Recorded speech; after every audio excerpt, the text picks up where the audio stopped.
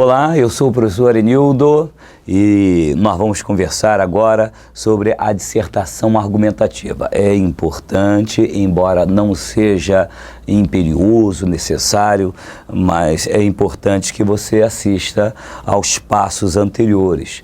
1, 2, 3, né? O passo 1, nós falamos sobre a descrição, no passo 2, a narração, e no passo 3 eu falei sobre modalizadores e implícitos argumentativos. O passo 3, então, para quem vai fazer uma argumentação, para quem vai fazer uma dissertação argumentativa, o passo 3 é imbatível, você tem de assistir a ele.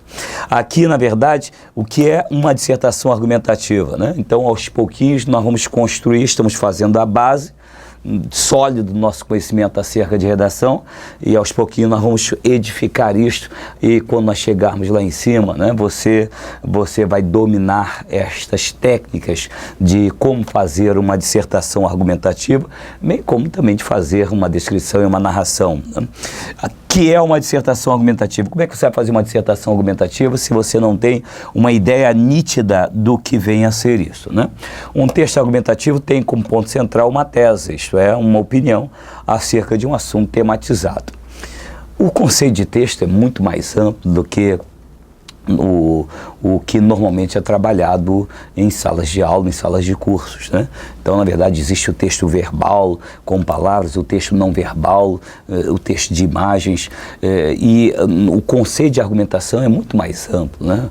Então, na verdade, existe argumentação em uma propaganda mesmo que nessa propaganda não haja nenhuma palavra, ou seja, é um texto não verbal. Mas aqui, no nosso curso, nós estamos direcionando, canalizando tudo para você escrever a sua dissertação de forma plena na hora da prova, né?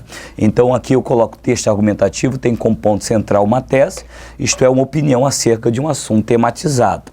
Ao fazer uma dissertação argumentativa, o autor deve procurar convencer o leitor. Esta é a essência de um texto de uma dissertação argumentativa, é buscar convencer, persuadir o leitor, né? A força argumentativa está exatamente nesta força da persuasão. São fatos sinônimos.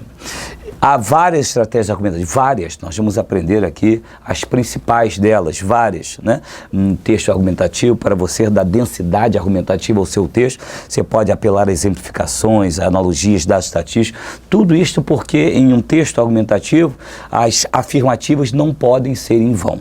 As afirmativas têm de ser, o que vai dar consistência a cada afirmativa é justamente a ferramenta que vai comprovar ou vai dar força àquela afirmativa. Então, estas aqui são as estratégias argumentativas. Em outras palavras, são as ferramentas argumentativas que vão exatamente dar força, consistência, sustentação àquilo que está sendo afirmado, né? O uso de modalizadores e implícitos argumentativos, conforme já vimos, é fundamental. Analisemos o texto a seguir, né? Vamos analisar para podermos ter uma ideia mais nítida deste texto argumentativo. Veja só, é um texto curto que diz: o nós não existe, e a compreensão disso é que pode possibilitar a convivência de um eu e um tu. Observe que ele colocou aqui, fez uso das aspas já para sinalizar uma interpretação que não deve ser exatamente a literal, né? Então, o nós não existe, e a compreensão disso é que pode possibilitar a convivência de um eu e um tu. Por maior que seja a união emotiva entre duas pessoas, e ele abre o travessão para fazer uma enumeração, exemplos, né? São exemplos enumerados. Ou seja, por maior que seja a união emotiva entre duas pessoas, pai e filho, avô e neto, amigo e amiga, namorado e namorada, etc. Ou seja, ele só colocou algumas das várias possíveis. Elas não viram uma única pessoa, mas sim a junção emotiva de dois indivíduos, cada um com suas particularidades.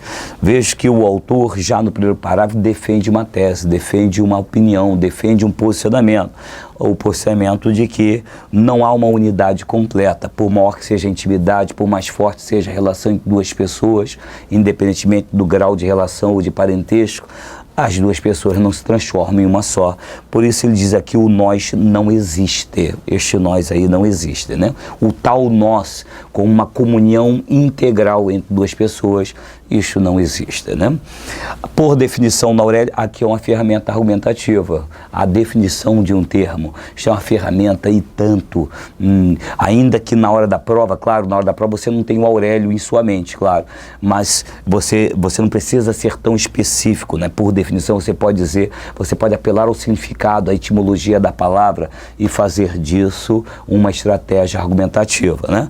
Aqui ele fala, por definição da Aurélio, indivíduo é a pessoa humana considerada quanto às suas características particulares, físicas e psíquicas. As características de um indivíduo são as impressões digitais de sua personalidade. E é evidente que não há sequer dois indivíduos com impressões digitais iguais. Vejam que ele fez aqui uma transcrição, né? Ou seja, ele fez a transcrição do que está no dicionário, já é uma ferramenta argumentativa, e em seguida ele faz uma analogia, claro, calcada numa conotação. As características de um indivíduo são as impressões digitais de sua personalidade. Isso aqui é uma metáfora, né? E é evidente que não há sequer dois indivíduos com impressões digitais iguais, e aqui há um implícito, né? Se não há sequer dois indivíduos com impressões digitais iguais, também não há dois indivíduos com personalidades idênticas, né? Prossigamos. Vejam aí o caráter argumentativo do texto. E ele vai mais longe, vai dizer que no ardor de uma paixão, pessoas casam-se prometendo-se fidelidade eterna. O tempo se incumbe de lembrar a cada uma que a intercessão que possibilitou o amor e a vida conjugal não envolve todas as partes, nem sempre as vontades e opiniões convergem, tudo isso porque cada um não deixou de ser cada um, ou seja, isto fomenta, fortalece aquela tese dele de que o tal nós de que as pessoas falam não existe, né? O nós pressupõe, vejam que ele agora não colocou entre aspas, é uma sinalização. Aquele nós não existe, mas existe um nós. Qual nós que não existe? Que existe? É o nós sem aspas. E que nós é este aqui? É este. Ele vai dizer que o nós pressupõe abstenção, renúncia, força de vontade, resignação, que ele quer dizer que é possível haver um nós, né? O tal nós, entre aspas, seria a comunhão total entre duas pessoas. Ele diz que isso não existe, mas que é possível um nós. E qual é este nós? É exatamente uma tentativa de intercessão que envolve a abstenção, renúncia, força de vontade, resignação, paciência, muita paciência. Veja que ele repete muita paciência, né? A sobrevivência do nós depende de que cada um compreenda que o outro continua sendo o outro, né? Ou seja, não existe o nós comunhão total, e ele identificou com as aspas, né? Mas existe este nós como dependente de que cada um compreenda que o outro continua sendo o outro.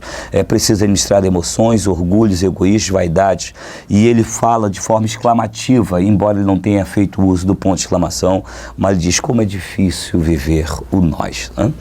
E mais, na sequência, ele vai nos dizer exatamente isto aqui: o nós não existe, né? Não existe. E a compreensão disso é que pode possibilitar a convivência de um eu e um tu. Por maior que seja a união emotiva entre duas pessoas, pai, filho, avô e por aí vai, né? A repetição, né? Então, é importantíssimo que tenhamos isto, né? E na sequência do texto, o que é que nós vamos ter? Nós vamos ter exatamente o nós é o indivíduo em parte.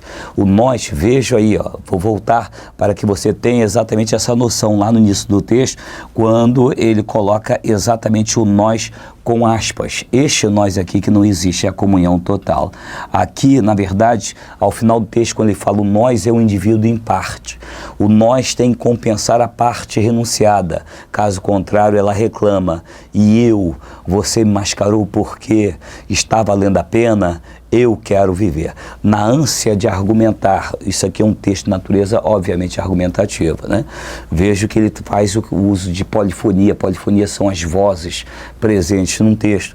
Ele faz uso estilístico destas vozes. E eu, você mascarou porque está valendo a pena, eu quero viver. Essa voz não pode ser mascarada, tem de ser ouvida não apenas por quem a possui, mas sobretudo pelo outro que ciente deve provocar sempre a compensação. Só assim o nós é possível, né? Então, o texto argumentativo dele, ele defende a utopia de um nós como integração total entre dois seres, né?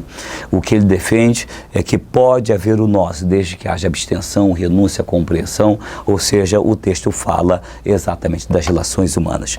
É um texto de natureza argumentativa e espero que você tenha entendido exatamente a tese e as ferramentas argumentativas de que ele serviu justamente para defender esta tese. Tudo isso é extremamente importante para você apreender e, consequentemente, para você depois poder praticar. Com isto, a gente encerra este passo. Até o próximo. Um abraço.